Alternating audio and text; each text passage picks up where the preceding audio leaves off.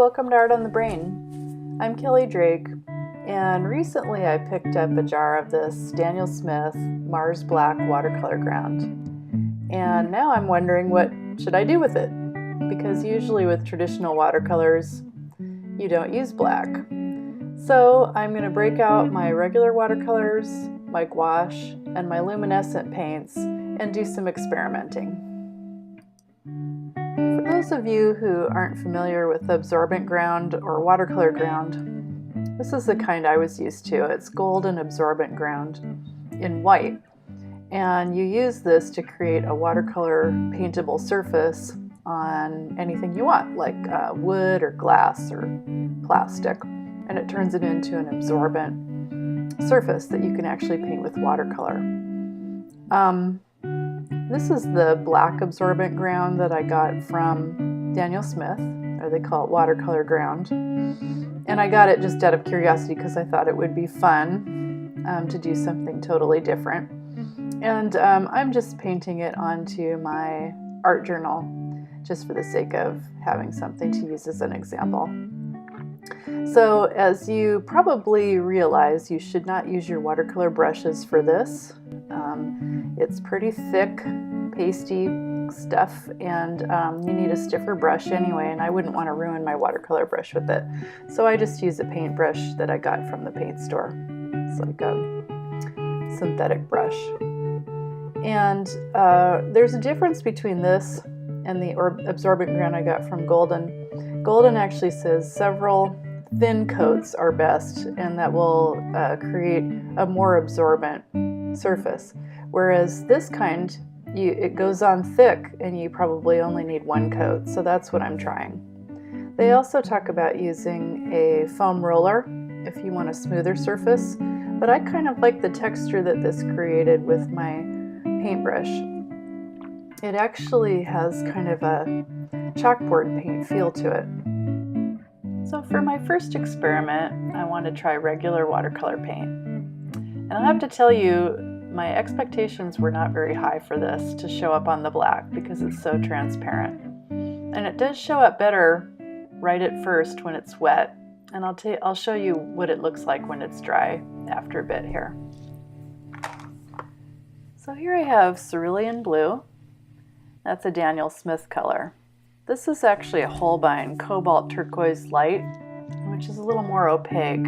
It shows up a little better on the black. There's phthalo green and olive green, both Daniel Smith, green gold, quinacridone gold. This is actually a quinacridone orange mystery color, which I have not labeled on my palette. And this is a quinacridone burnt orange. And the burnt sienna, quinacridone burnt scarlet, quinacridone coral, quinacridone violet, anthracenoid red, naphthalide maroon, a blue violet, and an ultramarine blue. So here's what the regular watercolor paints look like dry. And I could actually see these being used as an underpainting or to tone the paper, or even as a muted tone if you use those in contrast to something more opaque. Which brings me to my second experiment, which is using gouache over the black. And gouache is a much more opaque watercolor, so I have a little better expectations for this. This first color is a Da Vinci paint, and it's yellow ochre, and then yellow medium. And this color is called Red Rose. It's also a Da Vinci paint and a really nice red. This next color is a Da Vinci Red Violet, and then a Holbein Violet, which as you can see is a very nice bright color. And then a Holbein Iris and Da Vinci Cobalt Blue hue. This is a Da Vinci Ultramarine, Holbein Peacock, Da Vinci Yellow Green, Vinci Green Light. This is a Holbein olive green. Sorry, I have trouble saying Holbein sometimes. This is just a white gouache and a black gouache, just for fun. Now I'm going to spend a little time to put some of the paint on directly from the tube, just to see how much it can show up on that black. These first had quite a bit more water mixed in because they were from the paints that had dried on my palette over time.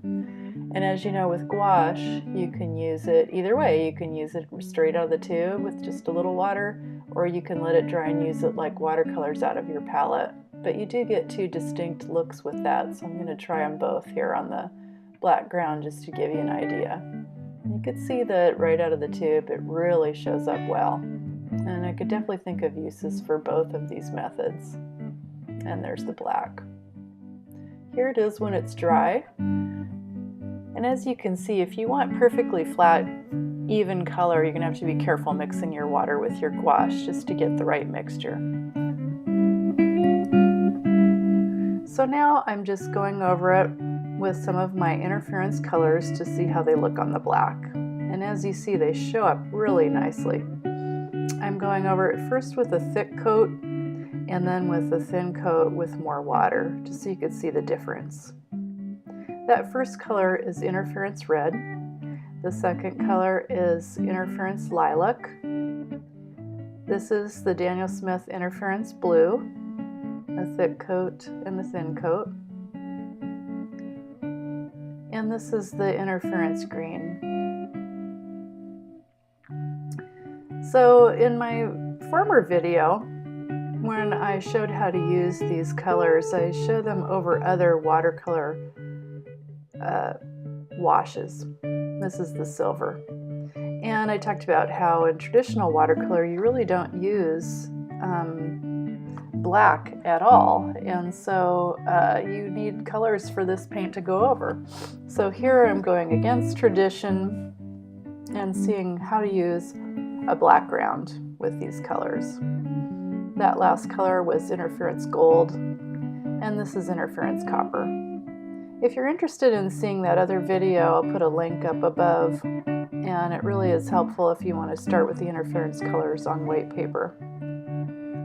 And if you'd like to see more about experimenting with watercolor techniques and textures with these luminescent paints on black, please click on the link above and watch my video on luminescent paints.